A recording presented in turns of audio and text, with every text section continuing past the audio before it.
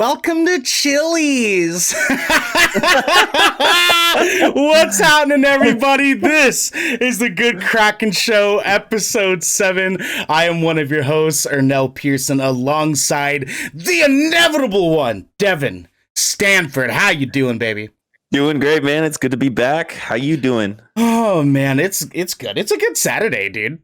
It's a good Saturday. Yeah, it is. It's nice. It's beautiful. It feels chill. It's beautiful out here. Oh yeah. I took the pup for a walk this morning. Took some slow-mo videos of him frolicking through a field. It's great. Fuck yeah, you did. Gotta get the fur baby videos, man. I saw that you got yourself on the Zoa hype train. Finally. Yes, I did. Let's Zoa. Fucking go. Cheers to that, dude. Here's boom. There we go. Cool. Oh, gotta stay energized and hydrated at the same time, right? Hell yeah, dude. Hell yeah. How have you been since our Thursday night stream of Outriders? Dude, I've been good. Finished up the work week. Got to run some errands I haven't ran in a while. Played more Outer Worlds. Played more Pokemon, and just waiting for you to do some more Outriders. Honestly, hey, you know what? Like, I am down to play a little bit tonight, actually, because I am ready to go. After our last playthrough, it was so much fun that I'm like, fuck, we need to get back in this game, man. Oh yeah, definitely. I know, dude. So obviously we were talking earlier a little bit, and we're not going to be talking about it today, but Falcon of the Winter Soldier was lit. Lit. You need to be watching this if you haven't yet. Oh my god, man. It's so good. That last episode was very emotional and impactful. If you're not caught up, go watch it, please. It's a great episode. Yeah, for sure. I double that because it is easily like one of the best pieces of content that MCU have put out, period. Just that one episode alone could have made like the entire show. Yeah. Like big time. Go watch that shit, guys. I'm telling you, it's going to change your fucking life because it talks about a lot of really serious stuff. But, as I said, Devin, we are not talking about Falcon the Winter Soldier today. Today, we are talking about the Resident Evil Showcase, Square Enix flexing on all of us, and Doc Ock being confirmed for Spider-Man No Way Home, because this is the Good Kraken Podcast, a show for nerdy, marginalized peoples giving you the video game and pop media news, reviews, and discussions that you want to hear every Tuesday and Saturday at 7 p.m. and 1 p.m. respectively. If you are watching live, like Devin's in the chat, Carbot14XYZ, and Sierra PDX, you can submit questions and topics at tinyurl.com/goodgksubmissions to be a part of this show. And if you are having a good time so far, you can watch us record this show live and ad-free by subscribing at twitch.tv/goodkrakenshow. If you have Amazon Prime, you have Twitch Prime. We would love for you to give that to us to help keep us pushing content out for you and supporting us, keep the lights running, keep help us make some technical upgrades later on in the future.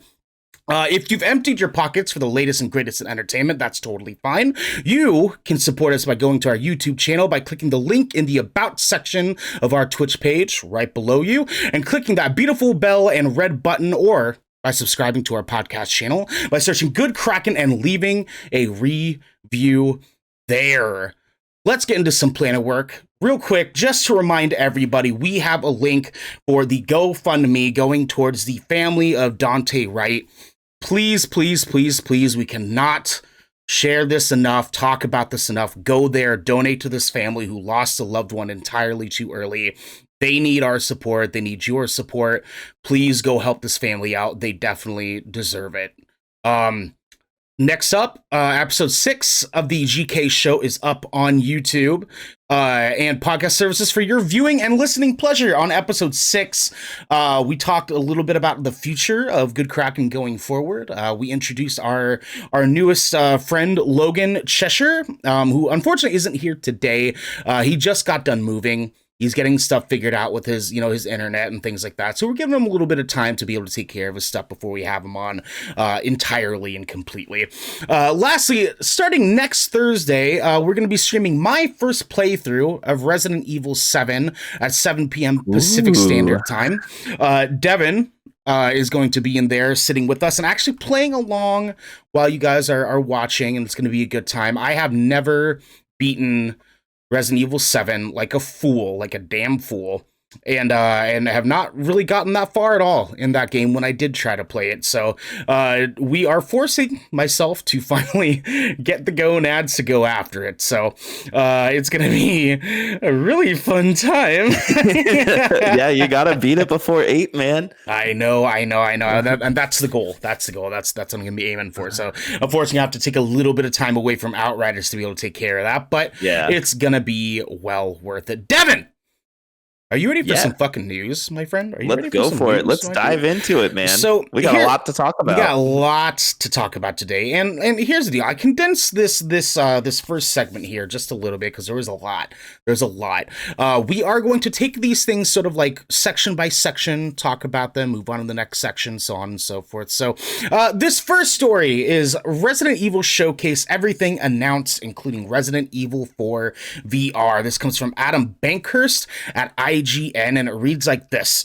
Capcom's latest Resident Evil Showcase not only gave us a new look at the upcoming Resident Evil Village and shared that a new demo is on the way, but also officially revealed that Resident Evil 4 VR will be soon making its way to the Oculus Quest 2.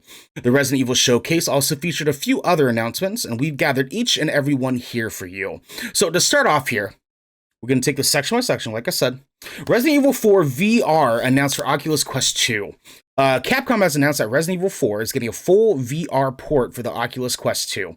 This version of RE4 will be in first person, and while more details will be revealed on April 21st during the Oculus Game Showcase, a short gameplay teaser showed things like Leon holding weapons, interacting with a virtual attaché case. Yeah. And using a virtual hand crank for one of the puzzles. Devin, does that do anything for you? I don't know if like, I know that neither of us have really dug into the VR game just yet, but how's that move the needle for you? So I am kind of waiting for the VR to be a bit more accessible. Yes, I know that the Quest 2 is, I think it's only like $300, but I just want the technology to get a little bit more there. You know, I want it to be a little bit more on par with our current gen systems. Mm-hmm.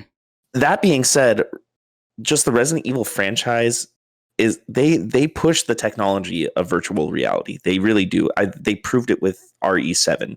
Yep. I love the fact that they're doing that for RE4 because I know there are some people that are going to fall in love with that game all over again with a new perspective and a new gameplay. It's going to have a totally different feel. That game is a third-person over-the-shoulder game.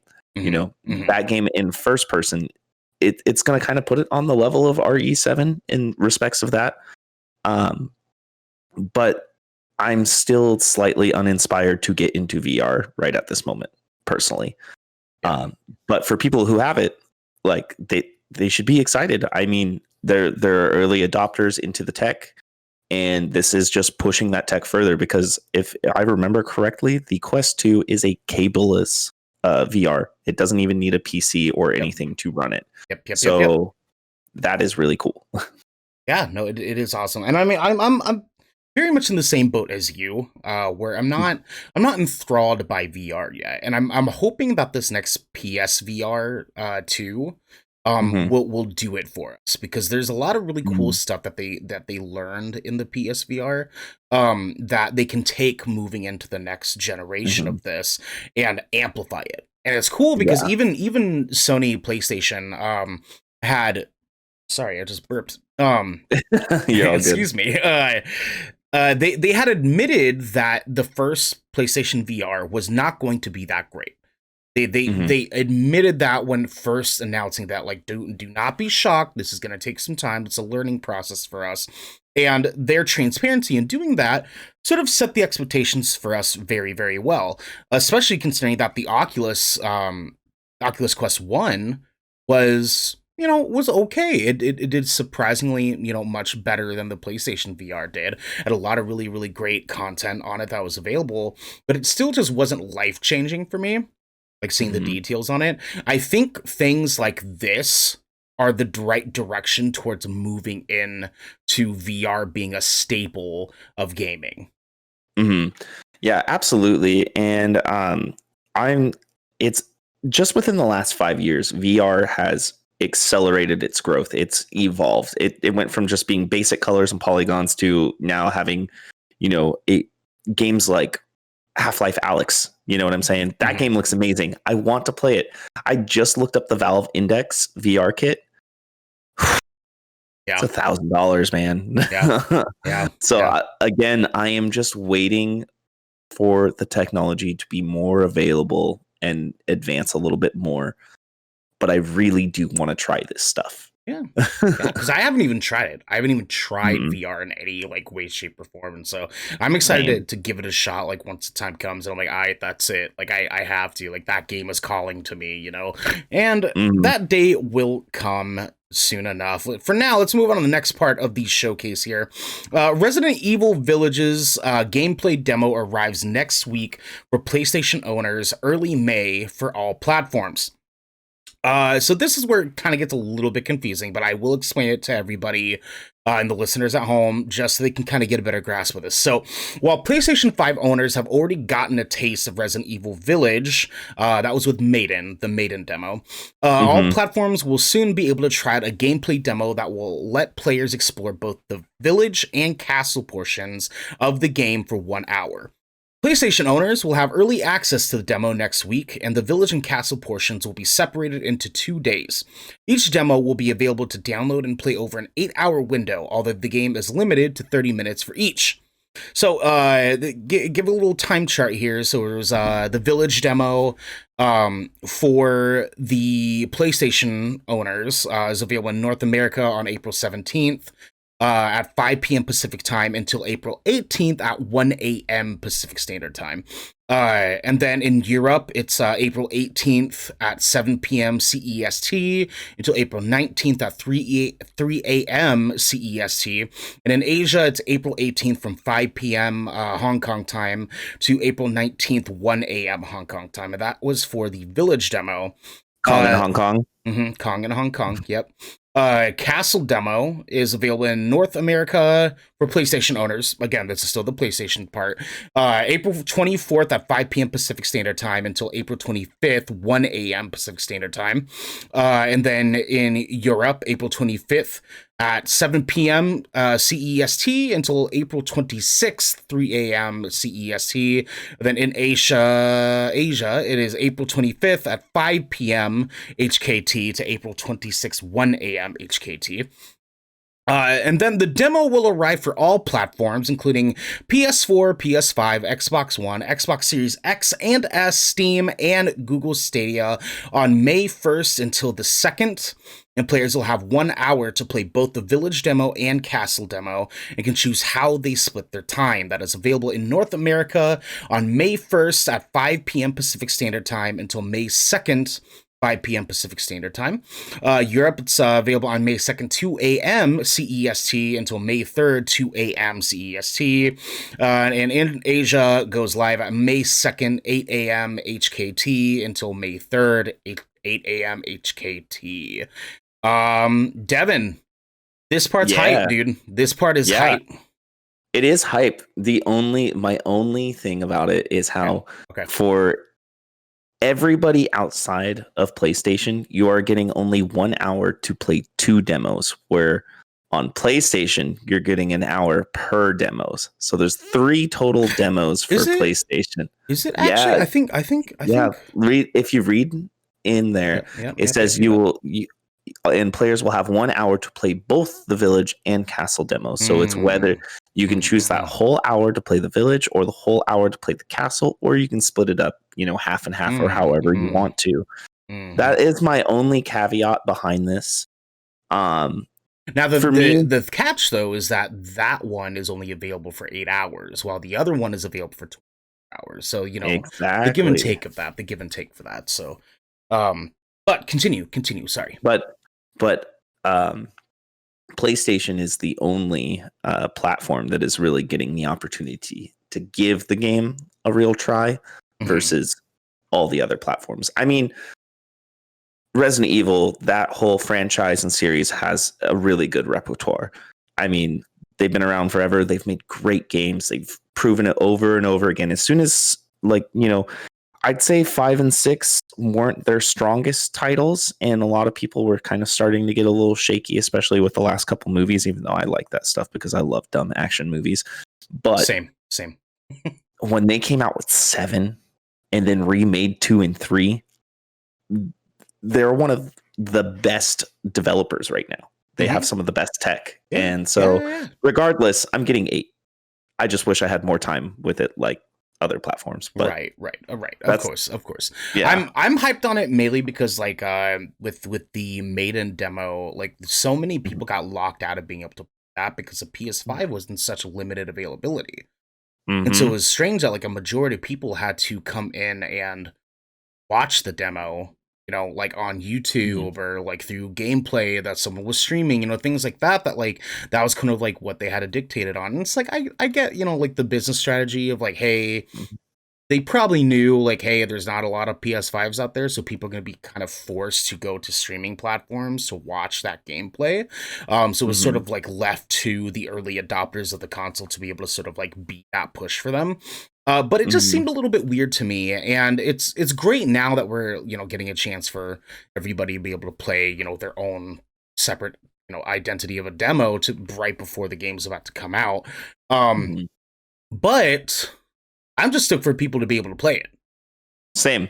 I'm excited for this game. It's probably going to be my game of spring easily. I mean, there isn't a whole lot else coming out, but yeah, I mean, it looks fantastic. And can we talk about the trailer just a little bit real quick? Yeah. I have a theory that Chris Redfield is a lichen. Ooh. Yeah. Ooh, I think he is now a werewolf.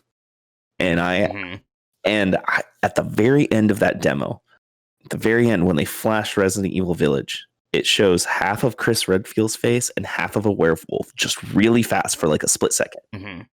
So I'm pretty sure they hinted at it, and they focused on lichens a lot in that trailer too. Like you hear them talked about a lot.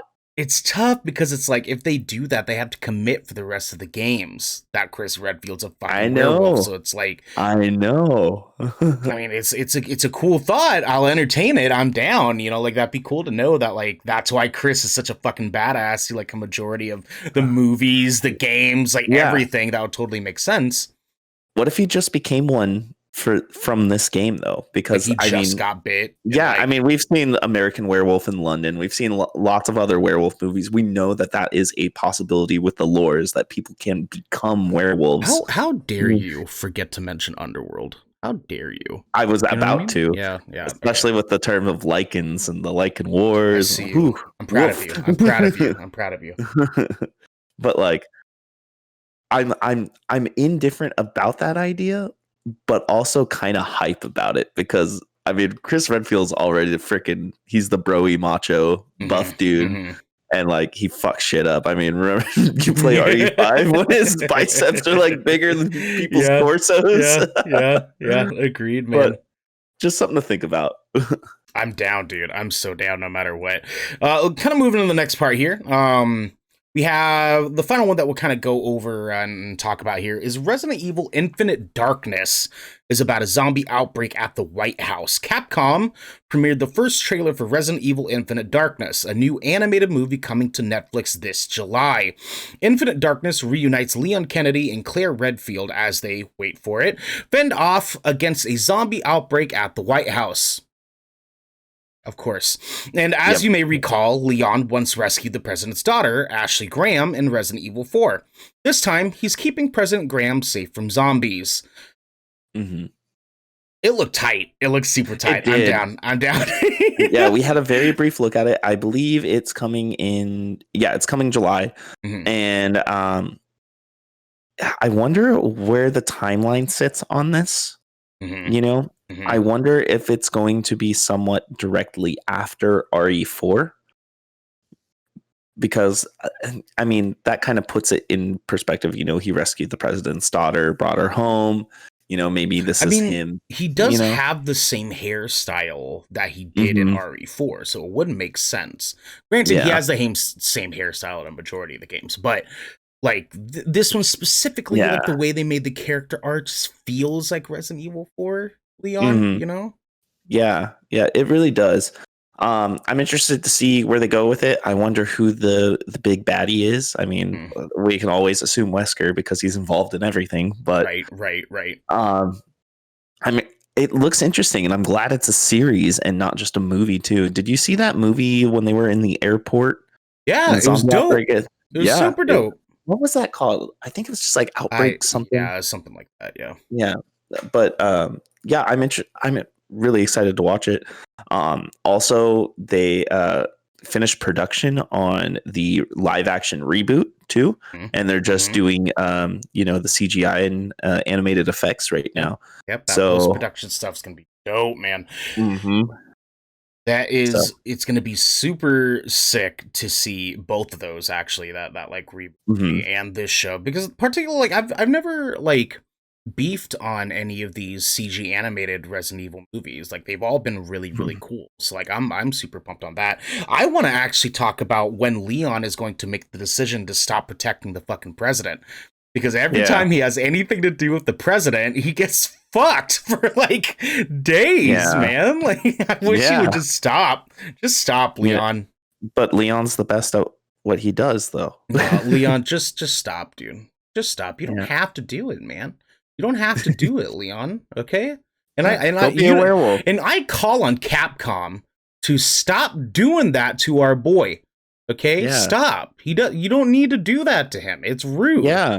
you Let's know? just have Leon settle down into a suburban lifestyle. Life is Mhm. great. He starts a family. 5 years down the line, a zombie outbreak happens. He gets trapped in a bathroom, climbs out through a bathroom window. Then he runs into a car, drives away, getting chased by, a bunch of little kids with zombies. And then there's Mhm. a school bus full of zombies. And then he ends up trapped in a mall with 20 other people. Yep, yep, yep, And then yep, yep. then they turn a bunch of buses into zombie battle um, like war machines, and Yep. then they Yep. Yep. escape to get on a boat and then go to an island just to find more people as zombies on the island. Yes, exactly. And they will call it Transformers Dark of the Moon. That hire us, Capcom. Hire us, hire us. The last few things that they talked about during the showcase are some, things that we didn't really need to like go too in depth about. Like Resident Evil Mercenaries coming back for Resident Evil Village is a pretty hype detail. The Resident Evil Village trailer that they released, we talked about that a little bit earlier. And Resident Evil Dead by Daylight collaboration being announced as well, which is Hmm. pretty cool thing to dig into too. That Dead by Daylight game, man, they've been killing it for fucking ages. They've Oh been yeah. killing it, dude. And like I've really only played like a couple of times, and like I was like, yeah, I suck ass at this. I probably won't come back too often, but like it's a good game. I can appreciate like what the game is Hmm. doing and what it's about. So I'm super stoked about that. Devin, do you want to take on this next news story, my friend? Oh, absolutely. This is also super hype for me personally. Big hype. Let's So go.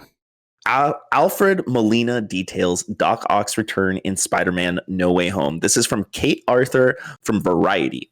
So, when Alfred Molina was first invited to reprise his role as the villainous Otto Octavius in Spider-Man No Way Home, the forthcoming third installment of the Marvel Cinematic Universe Spider-Man films, led by Tom Holland, he said he was told to keep it quiet. Which, yes, we understand that, right? Mm-hmm, mm-hmm. Yep. Quote, when we were shooting it, we were all under orders not to talk about it because it was supposed to be some great big secret.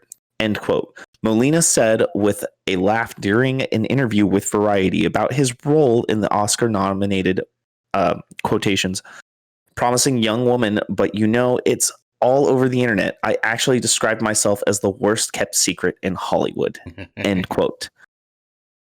Instead, not only did Molina confirm his involvement in No Way Home, he happily detailed his experience making the movie and returning to the part he first played in Sam Raimi's Spider-Man 2 in 2004. That's probably one of my favorite comic book movies ever. Anyways, Of course.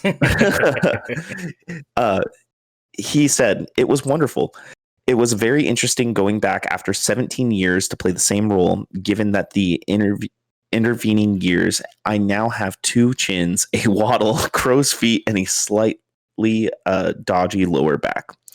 When the actor asked John Watts, the director of No Way Home, how the movie would bring Doc Ock back, since, as he pointed out, I died, Molina said the director told him, in this universe, no one really dies. And that ends the quote here. Facts. Dude. Dude. Spider-Verse, live action Spider-Verse. Come on. Like, I mean, Tobey Maguire, Andrew Garfield have been confirmed. Kirsten Dunst have been confirmed. This is 3 Spider-Mans in the movie. They confirmed Jamie Foxx as Electro. Ooh. So, I know that they were introducing Sinister Six as well into the Spider-Man MCU universe.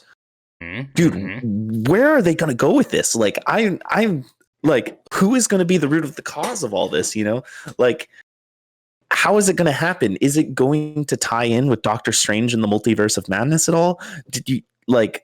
Where are we going with this? You know, it's so hard to think of right now. Yeah, but I'm excited. I know. I'm super excited, man. That's hard to say because there's a lot of things that they can do. I am pretty confident it's going to have something to do with the Multiverse of Madness. But it's just like the amount of hype that they can do, like realizing 3 different Spider-Man universes that are available to us. The outcomes could be astronomical, Devin. Yeah, the potential is enormous. So I have this feeling that Tom Holland's Spider-Man is going to be traveling through these multiverses, right? And I have a feeling he's going to end up like in the Tobey Maguire scene when he's fighting Doc Ock. And they're going to end up fighting Doc Ock together, and then somehow he's going to travel again, and then he's going to be in Andrew Garfield's world where he, like, remember at the end of the last movie with like Rhino and Electro and everything? Like, what if that's the part and they're going to continue off of that part? You know, it's, dude, there's so much they can do. There's so much, and so damn much.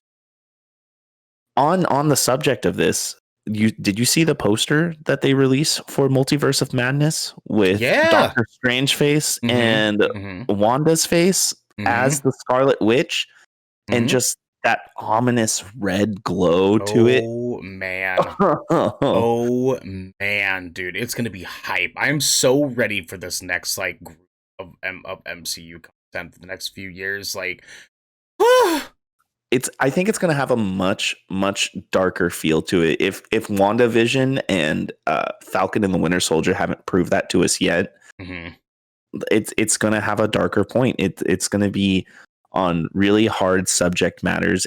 I feel like it's going to ask a lot of questions, and I feel like it's going to have a lot to do with just the darkest parts of the MCU.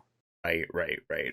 Yeah, there's a lot of potential that they're gonna have, even just after setting up like the end of WandaVision. You know, there's a lot of different directions that they can take, including also too that, you know, the Multiverse of Madness movie, Doctor Strange 2, is supposed to be a horror movie. Like it's supposed to have horror vibes. So it's like there's like just even taking that direction from WandaVision, Falcon and the Winter Soldier, and moving it into that next line of movies between No Way Home, which sounds fucking creepy. Multiverse of Madness, it's supposed to be creepy. Like there's a lot of different things that they can do that are going to sort of change the tone of what the MCU is supposed to be about. And I think that's going to be the next step that they need to take in order for them to like further the success of the MCU. Yeah, you know, going on that too, and with Sony really implementing a lot of their things into the MCU now through this Spider-Man movie, I wonder if they're going to try and bring in Venom and Carnage in this at all, because they did introduce Carnage with Woody Harrelson at the end of the Venom movie. Yeah, and they have the next Venom movie sort of like already like loosely announced for the Venom Let There Be Carnage film. And there's some really cool stuff that they could do with that, especially because of this Sony Fox stuff that's, has been happening. There is potential that we get Tom Hardy as Venom in some of this MCU content. I Yeah. can't speak for Carnage. I don't know, because we're not sure if Carnage is going to live by the end of Venom 2, but there's a lot of different things that they can do with that too. But even just like Tom Hardy's like Venom alone being potentially a part of the MCU is cool. Especially because like the Venom movie like wasn't too great because it wasn't an MCU production. So it's like the potential that they could have having an actor as extraordinary as Tom Hardy is in the MCU playing that part. Oh my gosh, man. My heart. Yeah. I really hope that Sony just kind of continues their partnership and just lets Marvel do all the production on these movies from now on. Because, dude, that's some of the best movies that are coming out, and they do such a great job with these films. And like, as a Marvel fan growing up, granted, there have been good movies, like X2 and Spider-Man 2. We were shafted a lot. Like Fantastic Four, every single one of those movies was unfortunately. Like, and I'm actually really excited that Marvel is going to be finally giving the Fantastic Four justice within this next cycle. I also really want X-Men, but it's going to be really hard because X-Men actually has killed it with quite a few movies.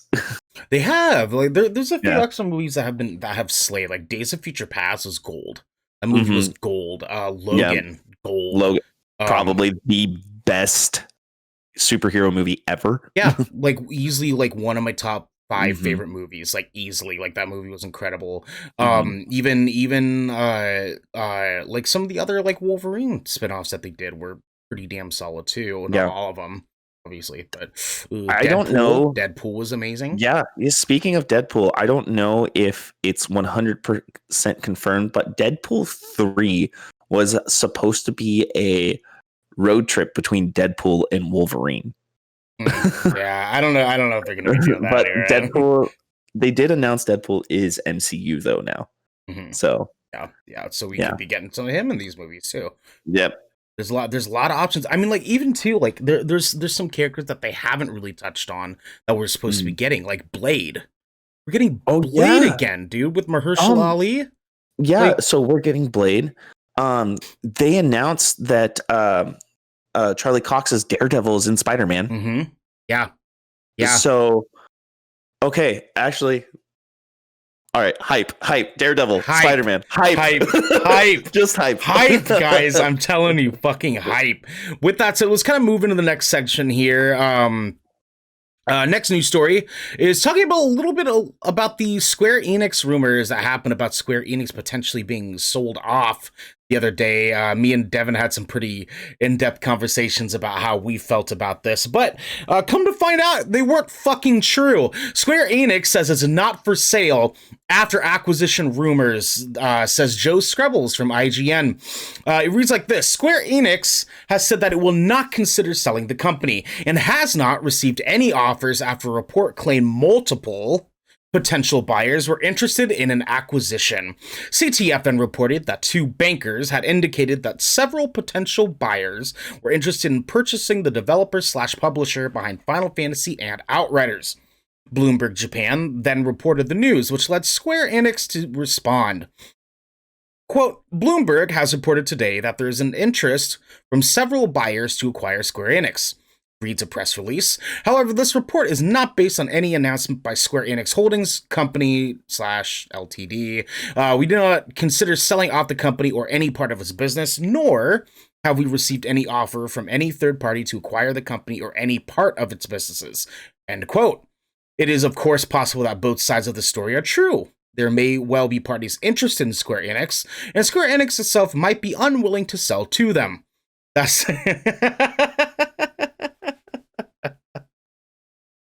Fucking duh. That said, analyst David Gibson pointed to the idea that this could be bankers trying to drum up business in Square Enix.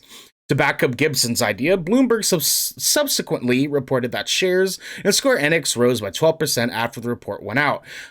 their highest rise in 8 months. We Yeah, fucking knew it, so man. We knew it. like I was saying on our stream the other day, Square Enix is one of the longest stead developers and publishing companies in the video game industry. They were founded in 1975. Yep. 1975. Nintendo wasn't even founded till 1989 as a video game company. So just to put that in perspective, this is one of the most well-respected companies in the industry. They make some of the best games, in my opinion, in the whole market. There's no way that they're going to sell off. There's no way. Yeah. Unless it was a massive buyer, like a massive buyer. There's only one company with the capital to do that. And they won't do it solely. Say it. Because it's Microsoft. Let's be real. Yeah. They just spent over $7 billion to acquire ZeniMax. They're about to buy Discord for the report says $10 million. I mean, $10 billion. Sorry about that. But there's no way Square will do it. You want to know why? They are a respectable, prideful Japanese company. And they are staying strong. Games. Yeah, and they are not afraid of doing partnerships with other companies. They do it all the time. They've done it with Nintendo, Sony. They put a bunch of games on Game Pass. Like they have their hands everywhere in the video game industry, and I'm really glad that they're remaining independent personally. Yeah, 100%. I mean, like they don't. I don't think that they even need a buyer, and that's kind of like one of their biggest reasons for like not really being interested in selling. Is just like they don't need it. They have the capital that they need. They have the teams that they need. They have the resources that they need. Square Enix has some of the most bonkers development teams in gaming. Period. Yeah, they have Final Fantasy 14, which is one of the most popular MMOs to date. And it's still coming out with expansions. I think they're actually doing their last one right now. But I mean, dude, they don't need the help. I mean, they really don't. No, they definitely don't. I mean, like they had a couple little flops here and there, like obviously because I was the Avengers game, wasn't crazy hot, but but that's not their development. They just published that Crystal Dynamics development. Yes, exactly. So it's like that's obviously a little bit of a different scenario here. And it's like every game that Square Enix themselves are directly involved in trying to pump out the Final Fantasy games, like as an example, have a huge fan base always. There's guys like us that have been playing Square Enix games since we were children. And that like is telling of who they are as a company. They don't need to get bought out. It's not like they're losing money. They're doing just fucking fine. They don't need to get bought. And they're going to continue giving us games that we are in love with until the day that you and I are well and buried. And then our children can play Final Fantasy 35 and it's going to be dope. It's so true. Hopefully I'm around then. Yeah, I know. We're gonna be in our little like seated crutches and stuff, and we're gonna be sitting there in our living rooms playing. With the way technology advances, we'll probably have hovering chairs at that point. Oh, okay, yeah, fair enough. I'll have like little like cane sticks that like glow. They like glow in the dark, so I can like see where I'm going, and I'll like Magneto hover in the air with them. It'll be cool, and then I'll tell people to get off my fucking lawn, like while I'm hovering in the air. It's gonna be with great. Their fucking nerd hair. I know, with their fucking nerd hair. What a bunch of fucking nerds, dude! It's gonna be great. With that said, everyone, let's kind of move into our second segment of the show here. So this is we got to think of a better name for it, but this is where me and Devin and potentially one of our guests hang out and talk a little bit about some entertainment that we've all been consuming for since the last episode of the show. And Devin, let's get right into the nitty gritty here. What have you been playing? Yeah. What have you been watching, my dude? So playing, put a little bit more time in Outer Worlds. It's great. I love it. Of course. It's when are you gonna beat that game, man? When are you gonna beat that game? Oh, when the game stops having side quests. Okay, all right, fair enough. I'll give you that. Okay. Yeah. it's I mean, it's Fallout in space, and I can't stop playing it. Hmm. But Hmm. I've been playing Halo Wars 2 a lot Hmm. again. Oh, okay. Okay. It's a great palette cleansing game for me. It's an RTS. It's laid back. I've been playing it on my PC a lot lately, and it just looks gorgeous on PC. Um, I've been watching Falcon and the Winter Soldier. I'm not going to get too much into it, but Of course. Of course. I'm loving it. I'm loving it a lot. And I started watching South Park again. Oh, okay. Yeah, I started watching Jesus. Okay. South Park again. They came out with that new special not too long ago, so I watched that special, and then I kind of said fuck it, and I started the most recent season, which I believe is season 20. It's either 23 or 24, and Hmm. Hmm. it's so funny how this came out like pre-pandemic, and it's just hitting everything on the spot. Of course. Of you course. know it's talking about vaccinations, it's having protesting, it's everything, and I'm Hmm. here Hmm. for it. And I love that it's just making fun of Karens and QAnon people constantly. Yep. It's right up my alley. Yeah. Yeah. Great, just dumb thing to put on in the background, honestly. Of course. Especially, I will watch that while I am playing Pokemon Sword. I've been doing the surprise trade a bunch, just catching random Pokemon in the grass, Right. and Right. Right. it's really cool because you actually get like international Pokemon and stuff like that too Hmm. in it, which is awesome. Which they actually have better stats, and they're technically more rare in like the US version of the game. Right. Right. Um, Right.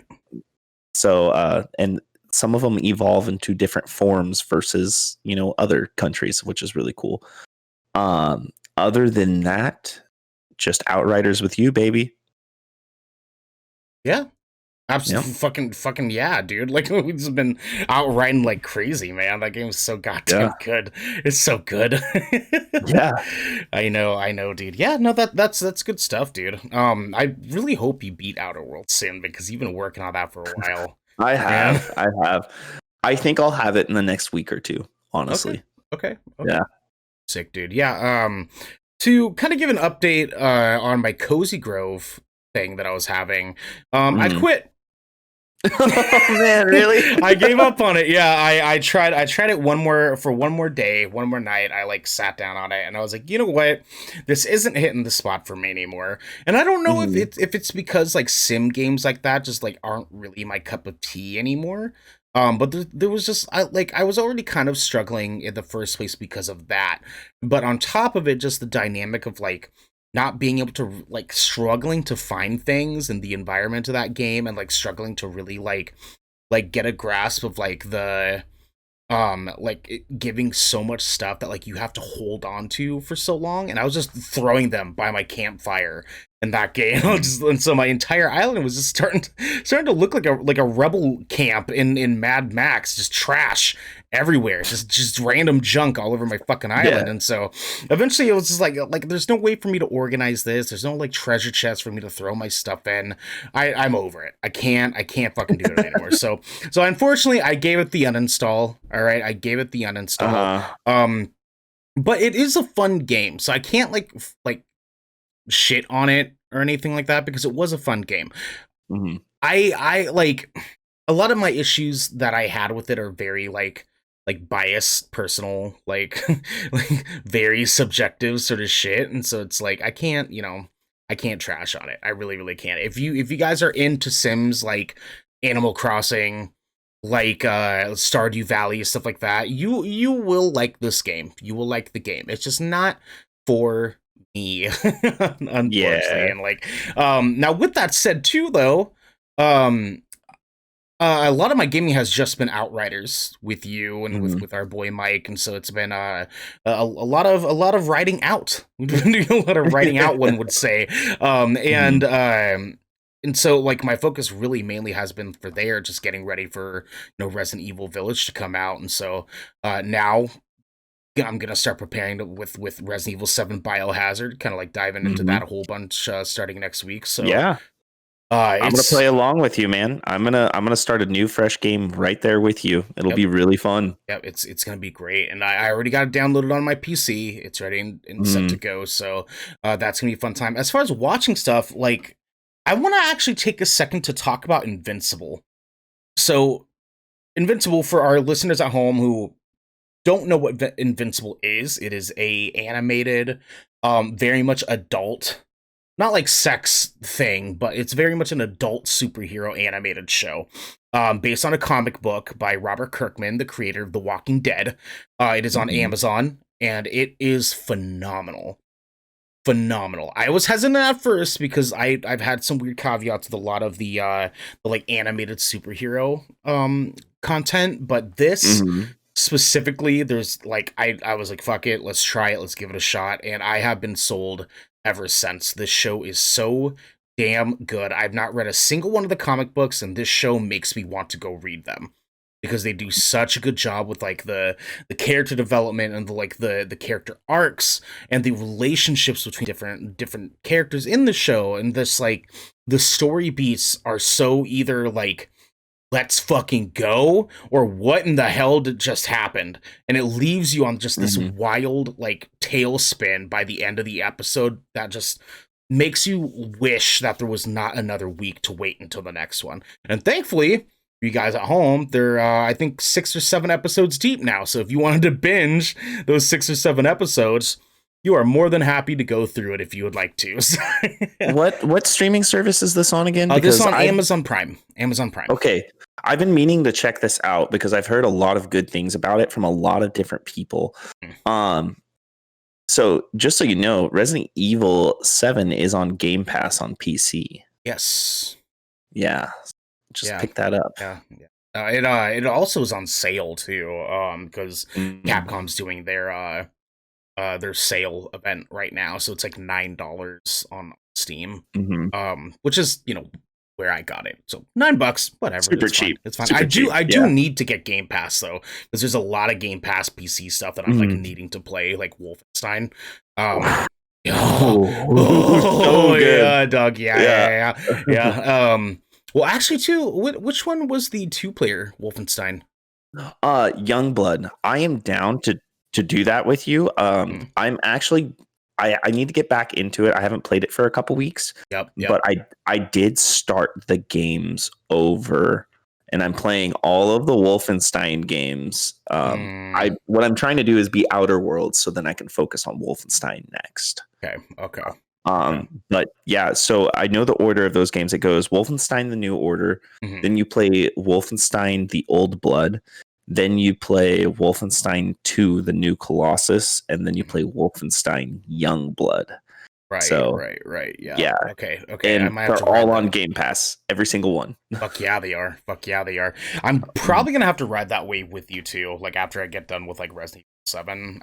It's Well, we're gonna have RE8, so it might be a little bit. Oh yeah, I might have to just like kind of slowly work my way through them, because my thing that I'm super excited for is I've never really done like a lot of first person shooters on PC besides like the Mhm. original Halo.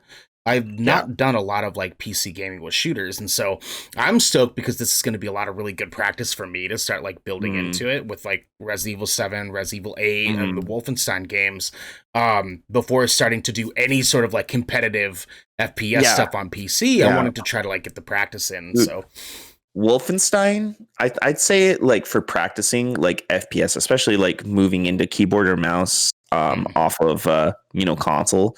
I mean, you can still hook up a controller and play that way, but Wolfenstein and Doom are probably two of the best games to practice your keyboard first person skills because I mean, it's all single player anyways, mhm, mhm. and those games get so fast paced, you know, Right, right. and it's just a really good practice because you have to stay on your toes a lot. Mhm. Okay, okay, for sure. Mhm. When and Wolfenstein's, not competitive. It's not like crazy like difficult or anything like that, right? Like Mm-mm. I've heard it's not. Mm-mm. That's why I'm actually playing through that franchise first on PC. And Mhm. then after I beat that franchise, I was going to play the Doom games on PC, the newest Okay. ones. Doom 2016 and Doom Eternal, because I have not had a chance to play those yet. Well, I've had the chance, I just haven't played them yet because time. But Right. but the tech, those games both run on the same engine. They run on the id Tech engine, from the developers id Tech that created it, and it is gorgeous. It is so fluid. I barely see any technical issues at all. Granted, some of these games have been out for years already, but it just runs so good. It looks great, and the texturing, the character modeling, just it's fantastic. Okay, I'll definitely do that. My thing is, I think I'm gonna ride the same wave as you with the sign stuff, but then afterwards, I think I'm gonna jump back into BioShock. Because I haven't played a BioShock since Infinite, and I bought the remaster or whatever, the remaster edition with all the three. pack. Yeah, I bought that on console on my PlayStation a while back. And just never played it. I think there was just a lot of games that were like out or whatever, so I just never really like got a chance to like dive back into it. What a better way to do that than on PC? Yeah. I mean? Oh, dude, those games are fantastic. I'd like to segue this into our next topic, but as far as horror games go, the first BioShock was such a new experience for me at the time when that game came out. I remember when it came out on 360. Oh, that was an experience, man. And the twists in that game are fantastic. The story, the lighthouse in the middle of the sea, that there's a lighthouse in every universe. It's just so good. Incredible game. Yeah, and if anybody hasn't played the BioShock franchise, they definitely need to, because these games are like superb fucking franchise, man. It's mind twisting too. If you don't have the time to play it, like go find a story video on YouTube just to get a basis, because I know that there is a new BioShock in development, and there has been rumors of a BioShock movie in development for, gosh, I don't know, the better part of the decade now. Yeah. So they keep getting like directors, and then the director will drop out, and then they have to find a new director, and then that director will drop out, and so at one point they had Guillermo del Toro. I think even Steven Spielberg was almost involved at one point. Yeah, it's a fantastic franchise, and at the very least, just play the first one. At the very least, definitely play the first one, because that was the one that got me in love with it. Is like I played it I think like the day after it came out is when I first booted it up, and I'm a huge fan of nautical stuff, hence my Ocean Shrine bullshit and stuff all over the internet.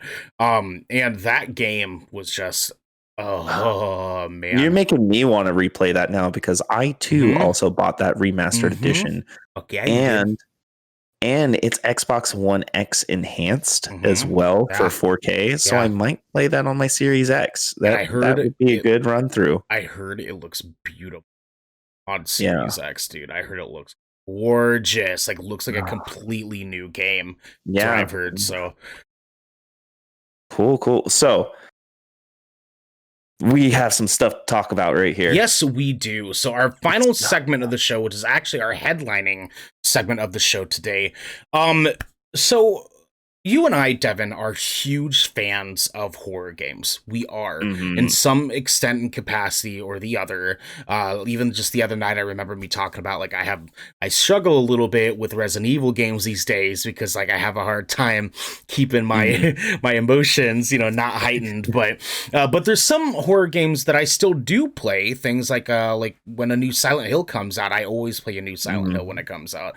The Evil Within is a fucking wonderful game. Things like that. And so, like, there's some games that I guess objectively are, quite a bit scarier than Resident Evil, and I have a problem with those. But our big question for today that I had for you, Devin, that we can talk about here is, where do we see horror games going in the future? And the reason I ask that is because, with this, like, brink of Resident Evil coming out, and so many people being excited for Resident Evil Village, and, like, Resident Evil is a massive horror franchise. And they're taking a real big turn with Resident Evil 7 and Resident Evil 8 here. And I wanted to kind of get a chance to discuss with you like where your feelings are for like where horror games could be moving like into this next generation of consoles, this new generation that we're in now. Well, I'll start. I feel like horror games are probably one of the most overlooked genres out of all video games. There's such a huge focus on uh, military sim shooters and RPGs, which don't get me wrong, I like all that stuff. But I feel like Resident Evil is starting to bring the horror franchises and just the genre just kind of back into the spotlight, especially with 8, man. I have not seen this much hype about a horror game in so long. Mm-hmm. And I think the game that I'm most excited for in the horror market, did you see the trailer for the Callisto Protocol? I think I briefly saw it. It's the same development team from Visceral who did Dead Space.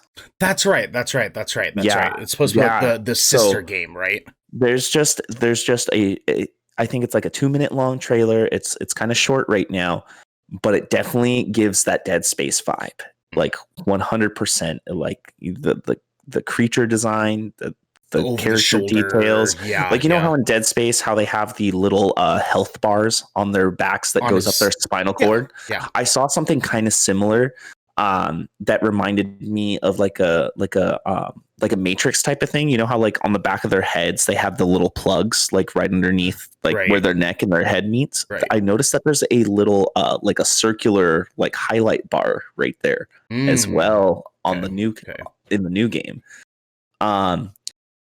Dude, just the way with graphics and the engines, the way it's almost hard to separate a real from reality type of scenario in video games now, and I think that's maybe why RE7 got to you a little bit more. Yeah, very much so. So especially with like the gore aspects and how realistic they're making it, they're pretty much just really long movies that you're involved with now. Yeah. And don't get me wrong, I'm here for it, but it is starting to tread that territory for some people, you know, especially if someone's unfortunately seen something in real life, you know. Right. You know, but the stories are being more fleshed out. We saw it a lot with Evil Within. Evil Within totally took on that mantle. They took the torch from Silent Hill, in my opinion. It was that vibe, just more action oriented. We still don't know if they're continuing the Evil Within. I know Microsoft now owns that IP since they purchased ZeniMax, and Tango Studios is working on Tokyo Ghostwire right now, which is going to be exclusive to PS5 for 1 year. Good. Yes. So who knows if they're going to continue on with that franchise right away, or if they, you know, maybe Microsoft might have Tango and another team work on Evil Within 3 together, because I know a lot of people do want that. Silent Hill, it's very quiet. It's a very dormant franchise right now. The last that we heard about a Silent Hill game was Silent Hills with the game demo PT, and that was supposed to be headed by Hideo Kojima. Unfortunately, Hideo Kojima had a falling out with Konami. Yeah. And that whole thing got scrapped. But you know, there's a rumor that Microsoft and Hideo Kojima might be making a partnership for publishing one of his games. And there is also a rumor that Microsoft might buy Konami. Dude, we could get Silent Hills. We could maybe even get another Metal Gear. Metal Gear even toes the line with that spiritual horror aspect too. And Callisto Protocol is pretty much a continuation of Dead Space. So I'm pretty excited, but again, there is that reality versus what's not reality, and it's almost blending together with today's graphics. Yeah. I definitely agree.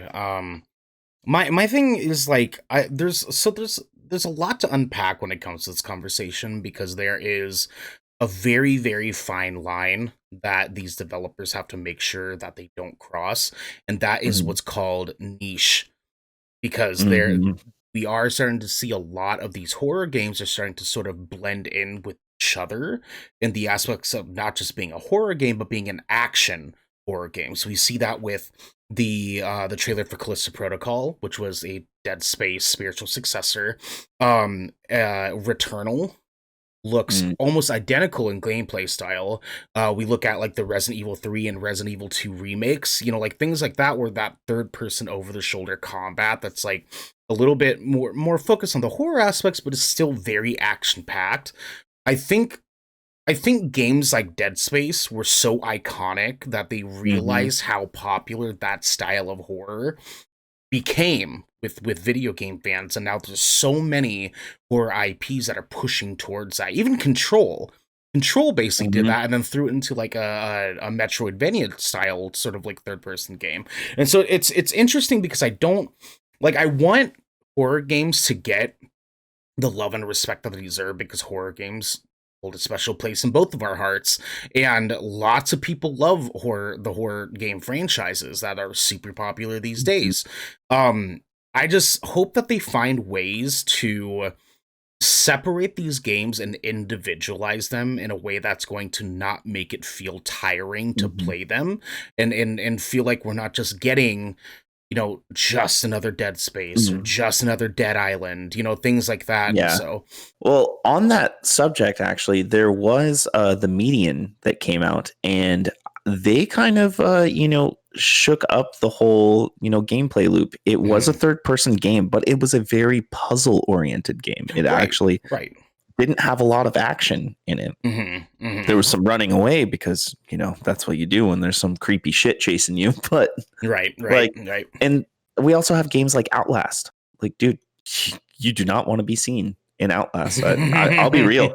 I have not beaten any of the Outlast games. Nope, Those nope. games actually creep me out. They Yeah. really do. The idea, which they actually succeeded at what they wanted to do. They wanted to scare the shit out of you and make you feel like you were hopeless with that game, and it Mhm, worked on me. I could not finish it. mhm. Yeah, same. I um, think I played like 2.5, 3 hours of Outlast of each yeah, of each Outlast, and every single time I was like, nope, this is a nope for me. Yep, we're putting that down. yep. I have them downloaded on my console, but I can't bring myself to play it again. And call me Mm. a little bitch. It's just, it is what it is. Hey, I'm the one who hasn't finished Resident Evil 7, man. I do not blame you.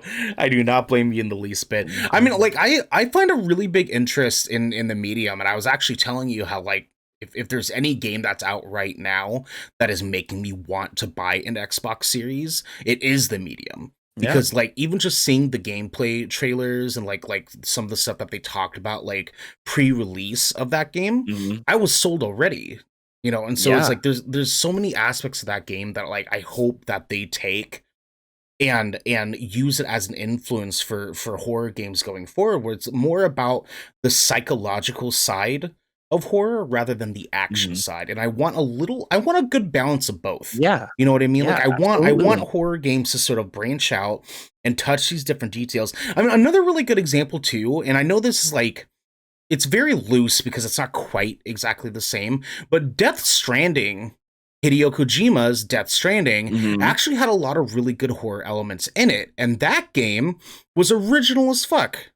Yeah, I have not had the chance to play that game yet. Oh I man. am thinking about buying it on Steam though and playing Mhm. it on Steam because I know it is also available there. I'm just kind of, things are expensive, so I'm just waiting for No, there no, to for be a little sure. bit of a sale For before I sure, jump for sure. in. But Yeah.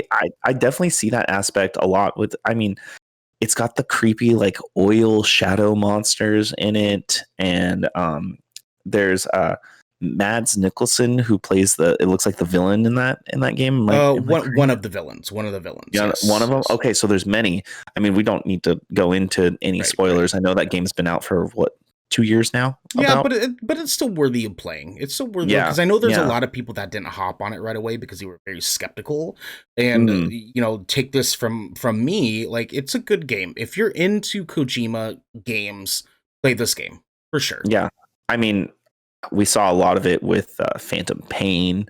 You know, we saw it in Metal Gear Solid 4 had a lot of weird Ooh, elements like that they too. got real fucking weird in that game, Yeah, dude. yeah, and you know, I see a lot of that Metal Gear Solid inspiration in Death Stranding just from the videos I've seen too.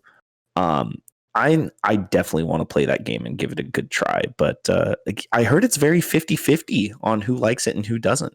Like if I could ask you, I know you're saying to play the game. Yeah, you beat the game, right? Death Stranding? Yeah. Yeah. Well, no, I almost beat the game. Almost beat it? Yeah. What would you rate it out of 10 with your overall experience so far? Okay, so it's hard because I personally would rate it like an 8.5 out of 10. Okay. Really? Okay, so it's up there. But that's me personally because I like Kojima stuff. And so, like, anyone who is not a Kojima fan is going to think that's entirely too fucking weird, entirely too on the nose, entirely too heavy-handed. Like, so, because the aspect of the game is you play as a delivery man. And there's a lot of delivery man stuff that they do in this game. For example, there's a character that is literally named Fragile. Hence, packages that say Fragile, and she has the like label Fragile all over her suit of armor, and so it's just like little things like that. But then there's such cool aspects of the story, like when it rains, that's when those spirit things come out and potentially harm people. And so they try to stay out of the rain. The rain also is acidic, so it causes the packages that you're carrying around to degrade. So if you're traveling in the rain, you either have to use a spray to... Oh, actually, no, sorry. The rain doesn't degrade things. It makes things older. So it speeds up time. So everybody who is touched by the rain grows old.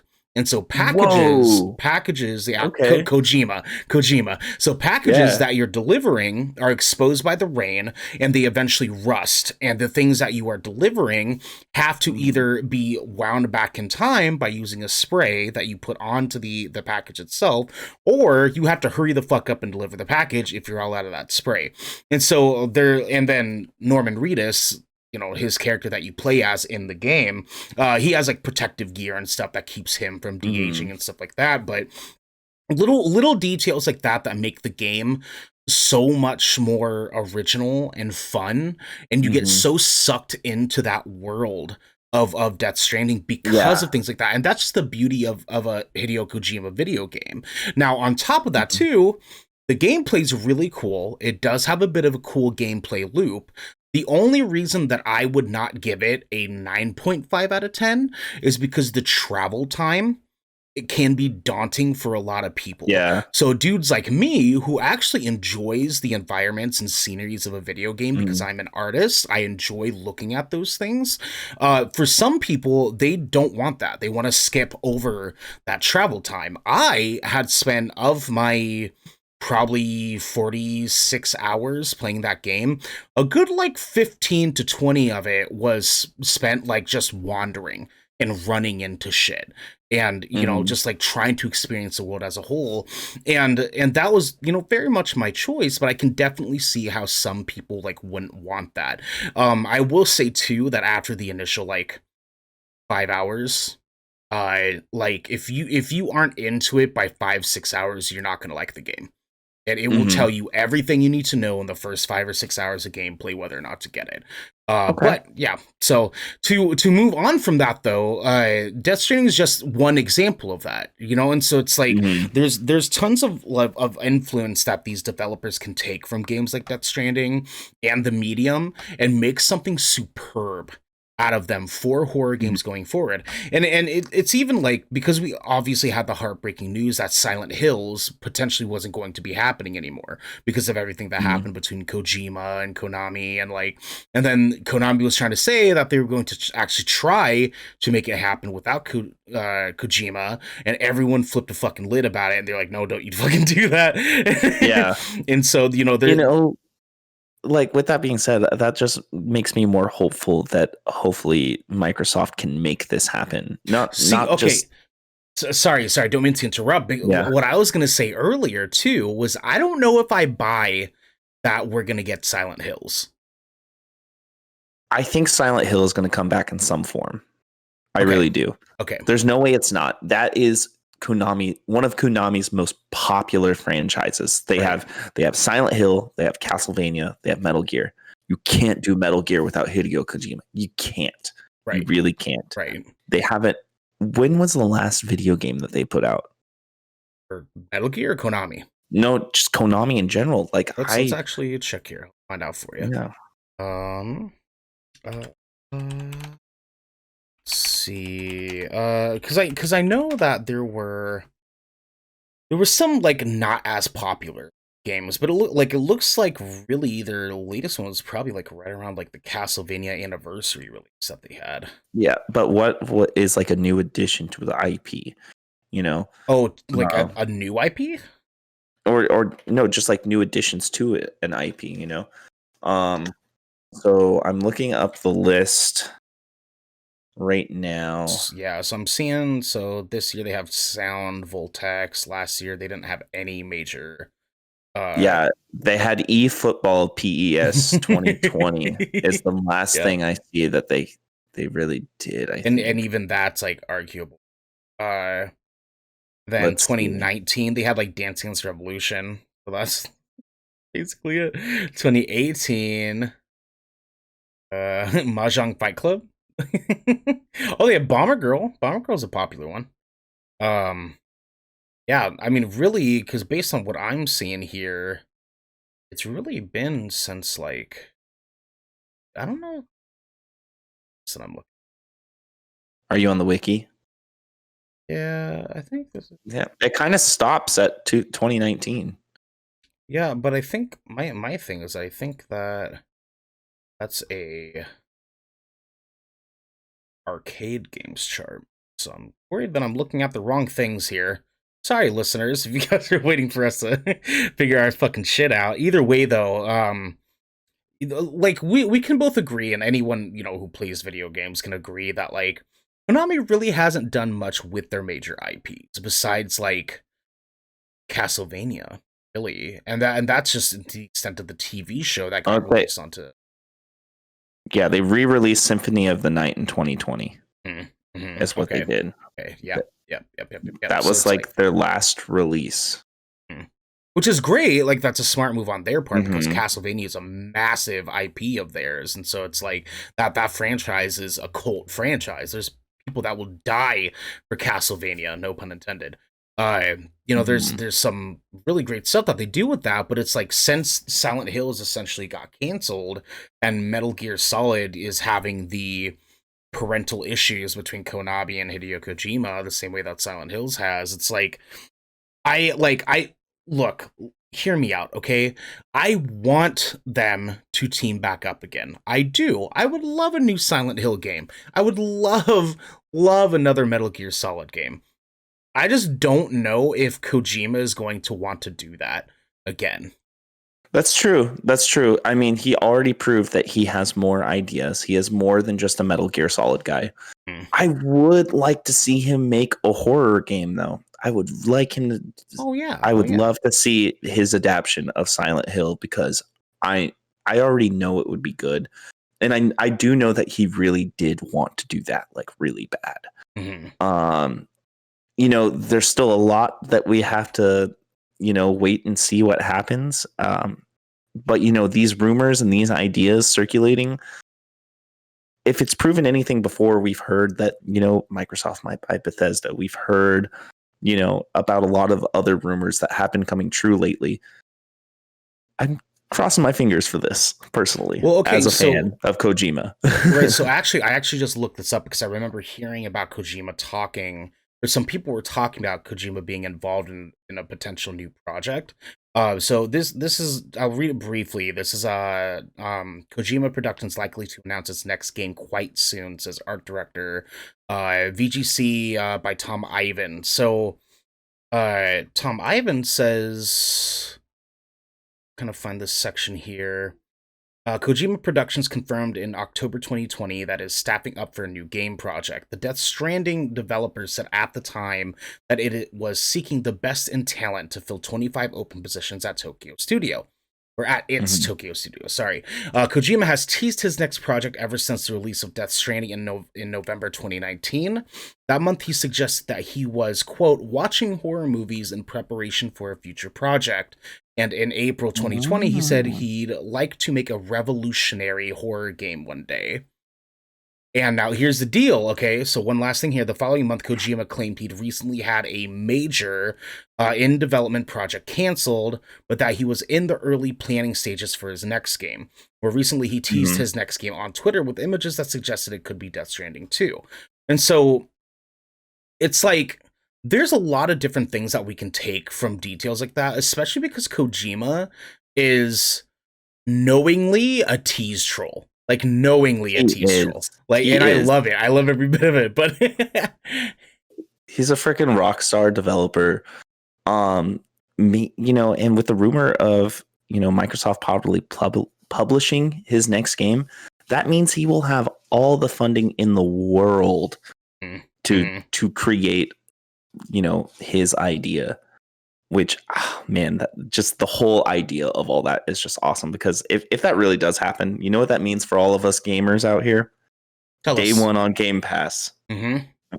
on console Yep. PC. Yep. Yeah, it's gonna be dope, man. And like, and Mhm. it's the beauty of it too is like Kojima, like when this went from us talking about like horror games to just like being Kojima fanboys, but to be fair though, like Kojima is kind of a like overlord of horror games. Like he made something of himself with the Silent Hill franchise, and so it's like there's But he was never really involved in Silent Hill. That was going to be his first Silent Hill game, was Silent Hills, if I remember correctly. right, no, you're totally correct. Excuse me. I mean, like, but that's the thing too, though, is like after PT, everyone had hope that we were about to get like a Hmm. Kojima Silent Hills like love child that was going to blow us all away because of his involvement with Metal Gear Solid. Hmm. And so it's like we knew like what his direction could be like. We knew what the writing could potentially be like. We knew it was going to be fucking mind blowing. So it's like, I guess more so that's what I mean. But with that said, though, it's like it's cool to think about how like directors like Kojima are like always constantly making the next step when it comes to games that are super weird and super uncomfortable and super creepy that will push the horror genre to take that next step going forward. Because let's be real here, dog, like Silent Hill PT made a difference in the gaming industry. Like Yeah.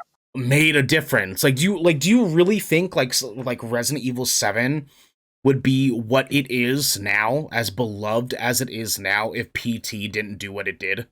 Okay. So I just found an article from Game Rant Okay. on this subject. The header is rumor Hideo Kojima developing Silent Hills for PS5. Okay. Okay. This was published in November 29th of 2020.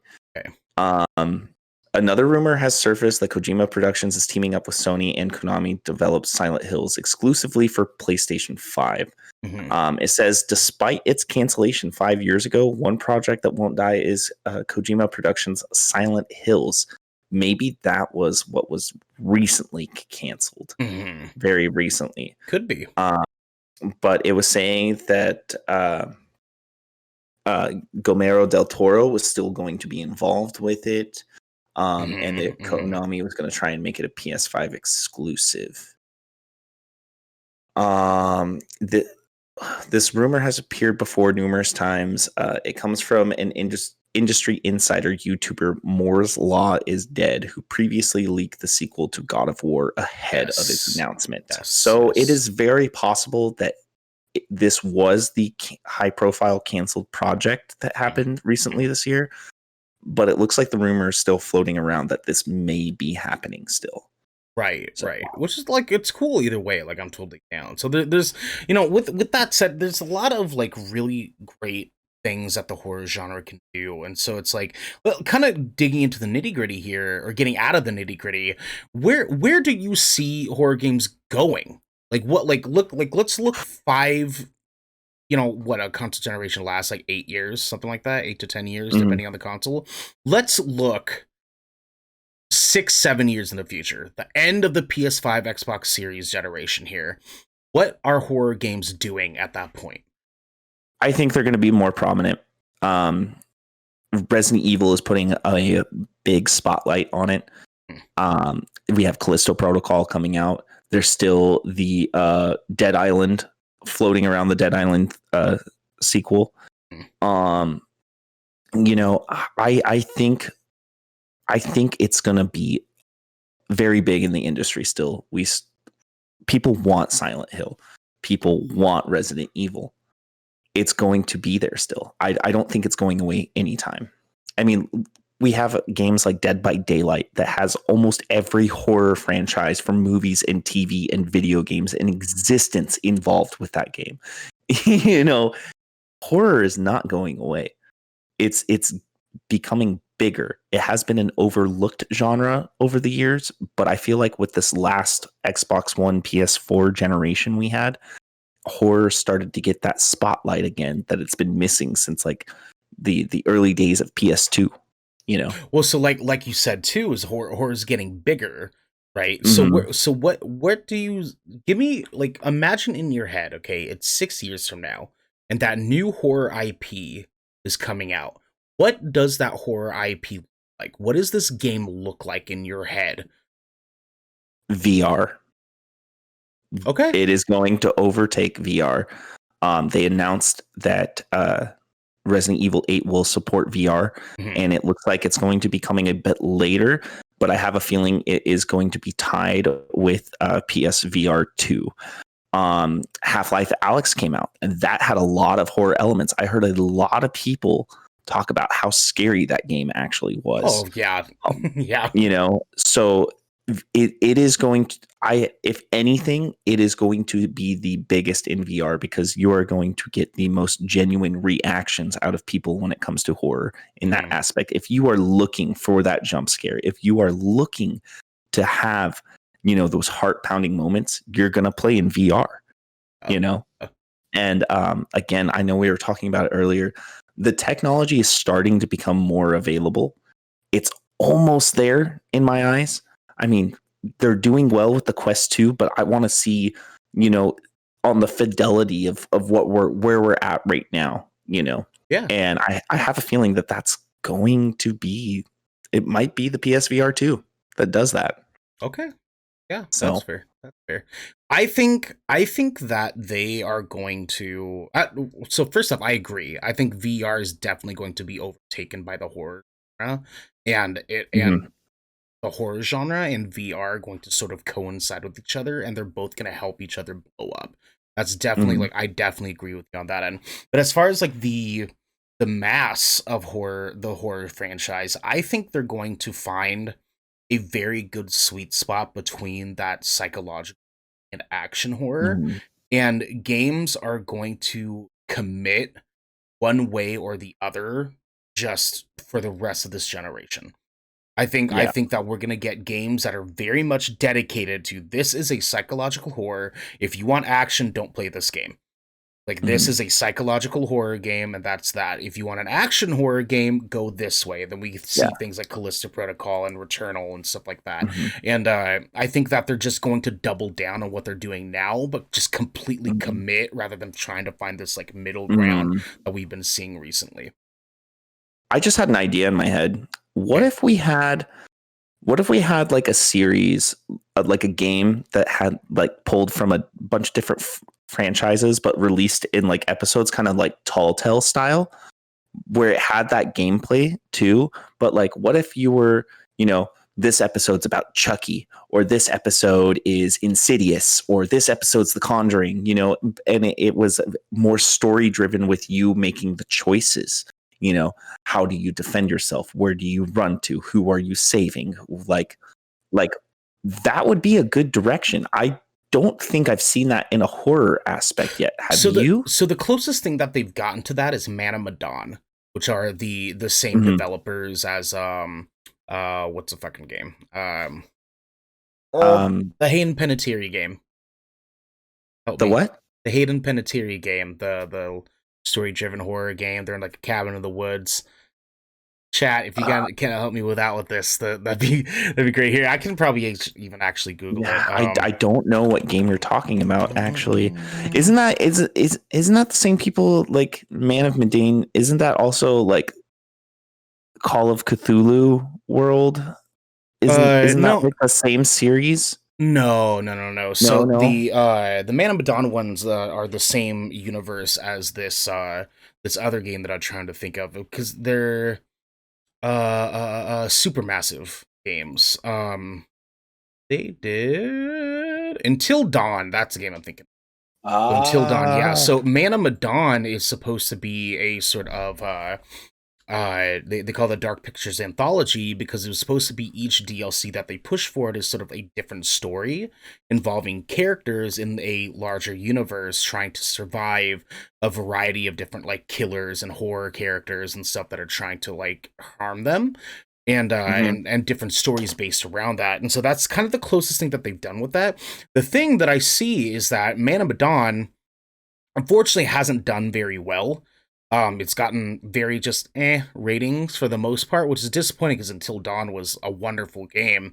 But what you're explaining to me actually sounds like it would make an even better version of Man of Medan because I think a lot of the issues people have had with it is that they haven't really had any reason to grasp onto it. Where like Until Dawn, Hayden Panettiere was playing as one of the characters. You know, they had a Mhm. really good cast in Until Dawn. And this one, there wasn't really anything for people to have any reason to have to go to and play it besides their experience with Until Dawn. And so something like potentially partnering up with these different movie studios like Dead by Daylight has done and trying to do maybe like horror movie icon like anthologies, that would be genius. Yeah. So I was just looking into Man of Medan a bit more here, Hmm. and there is an anthology of it, and they actually have another installment that is slated to be released this year in 2021 called Yeah. House of Ashes. Yes. They previously came out October 30th, right before Halloween. They came out with Little Hope. I need to dive into this now Yeah. because I don't know much about it So personally. actually, if you want to play it, let's look up to see if it's crossplay actually, because if you would want to play it and it's Mhm. crossplay, I would happily play with you because it is a co-op game. I mean, Um, let's just get it on PC. is it on PC? I mean, it has to be.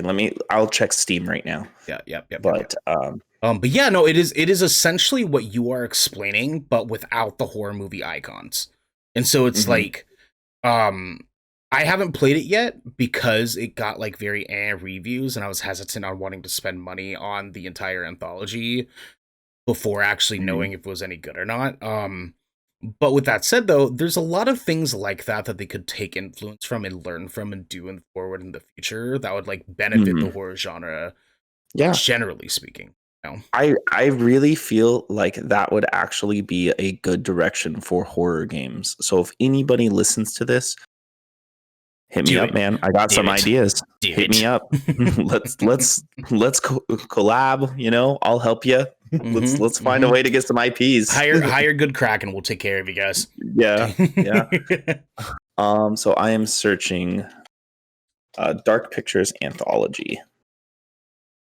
um, yeah, I mean it's like there's I guess just sort of like to summarize what I was trying to say earlier is just like there's I feel like games are going to try to just double down on, like what they're trying to do within the horror genre because they know that's what's going to sell. You know, like Yeah. Dead by Daylight doesn't try to be anything that it's not. Like Dead by Daylight just committed to the fact that it is a horror version of Prey. The Prey that I'm thinking of? Pray. No, so pray. What's the one with like the four people and the giant You're, monster? you're thinking of Evolve. Evolve, that's what it was, yeah. Prey is a Bethesda software published Right. um, game, and Arcane is the developers behind that. Also, a very good game. Yo, this I've looks heard. creepy. Actually, this looks good. Man of Medan. Yeah, is it on Steam? On Steam, it has a 9 out of 10 Really? from PC Invasion. Yep. Wow. We can get Man of Medan by itself for $30, or you can get Man of Medan and Little Hope for just under 50. It looks like. Cool. Well, looks like we have a game to be playing after we get done with Resident Evil Village. You know what I Oh mean? yeah. I mean, that's gonna Wow. be fun. This looks good. This actually looks very good. Okay, I'm gonna get it. Did you play Until Dawn? I've played it a couple times. I also played. Remember Friday the 13th? They had that. I played that a lot with a good group of friends. Okay. Did you ever play Heavy Rain? Is Heavy Rain a game for you? No, I wanted to, Devin. but by the time I missed the mark, and I heard that it doesn't hold up as well anymore. Oh, fuck off, dude. No, it is. It's so good. It's so good. Do you have a copy? Because I mean, I downloaded it because it comes with the like package deal between like Indigo Prophecy or Fahrenheit is what they call it now. Yeah. Fahrenheit, Heavy Rain, and Beyond Two Souls. You need to play. If not Fahrenheit, at least play Heavy Rain and Beyond Two Souls, because those two games are so fucking good. But those are really good entryways into the kind of game that like Until Dawn and Man of Medan are for you listeners at home. Those story type of games, I love those. I love those games so damn much. And so that's why I'm super stoked about this Man of Medan thing. Like, if you're interested, dude, I'll play those with you. Yeah, I'm very interested. And it's cool too, because apparently with two players, we both play as two different characters in the story, and you will see things on your end of the story that I won't see, and vice versa. And so one of the examples that I saw in the gameplay trailer, or actually like a demo trailer that they showed, is that there was a guy and a girl that were like on a boat in the first episode. And the dude is like talking to his brother about how he wants to marry this girl. He wants to propose to her, but he's acting weird about it. But the girl, in her perception, thinks that he's just being shady. And so in this scenario, you would be playing as a guy, I'd be playing as a girl. You would see the conversation between you and your brother, but I wouldn't. Okay, that'd be cool. There's cool dynamics like that, and so I think that'd be awesome. That'd be a fun thing to stream. So you guys, you listeners at home, if you want to see that, definitely let us know. Like, we would be down to stream some shit like that. That'd be a lot of fun. With that said, though, I mean, like, you know, I think just to, you know, sort of tie things here at the end, it's like we're both huge horror fans. No matter what the horror genre does moving forward in the future, we're gonna be there for it. You know, we're going to be down no matter what. There's some really great horror IPs and fresh horror franchises that have been coming out and doing wonderful, wonderful things, really dope stuff. I just want to make sure that they go about things well, because I think moves like Resident Evil like 5 and 6 were kind of where people were like, I hope this is not where horror is going. You know, that like super action pack. I liked it. I enjoyed it because, just like you, I'm a sucker for that shit. So it was fine. It was fine with me, but I know a lot of people were not about the shits. And so I'm just hoping that they find a good spot to be in where they're still changing things up, giving us something new and interesting. That's why guys like Kojima being in that genre is so important, because we need new minds. We need creative minds doing this sort of thing.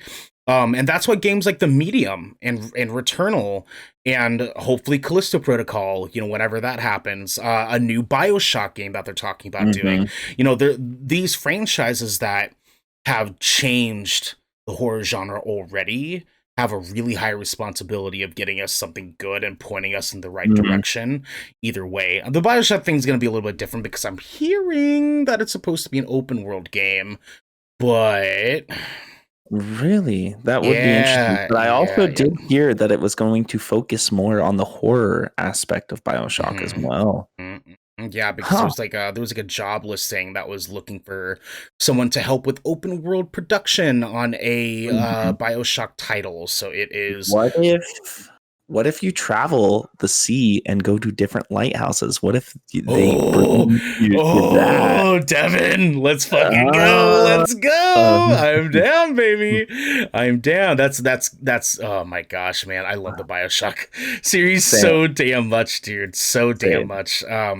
It's gonna be good, man. Like, BioShock's gonna be a lot of fun going into. These horror games are gonna kill it, no matter what, dude. They really are. Again, just to reiterate what you said, I'm really excited to see what these new IPs and new iterations are going to be. can't wait to try Resident Evil 8 out with you. And then after we finish that, let's jump into Man of Medan. Fuck yeah, man. Fuck yeah. Ladies and gentlemen, this has been the Good Kraken Podcast, a show for nerdy, marginalized peoples giving you the video game and pop media news, reviews, and discussions that you wanted to hear live here every Tuesday at 7 p.m. and Saturday at 1 p.m. right here on twitch.tv/Good Kraken Show. If you enjoyed the show, you can support us by subscribing below, going to the YouTube channel by clicking the link in the About section of our Twitch channel and clicking that bell and big red button, or by subscribing to our podcast channel by searching Good Kraken and leaving a review. But ladies and gentlemen, until next time, play some BioShock. Yeah. Go and get stay something at spoopy. BioShock. Yeah. Stay spoopy out Stay there. spoopy. Definitely stay spoopy. Stay spoopy. You know? Anyways, Yeah. love you guys. Bye.